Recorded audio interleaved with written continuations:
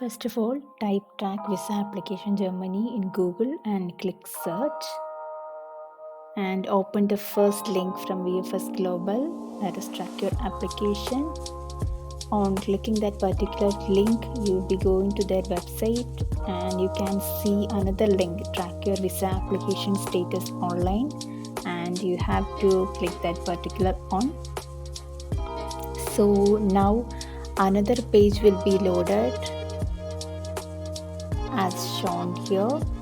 So here you have to give your reference number which you have received from the VFS Global during your appointment. For example, it might be starting with DEU / some number.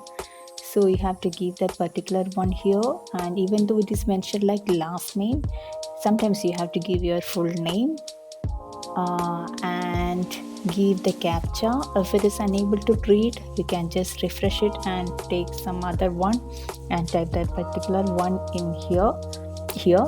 So after that you can click submit. On clicking submit, the status of the application will be shown in this area.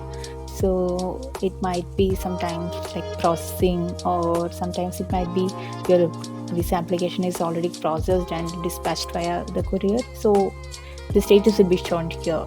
So this is how you can track your application, this application to Germany.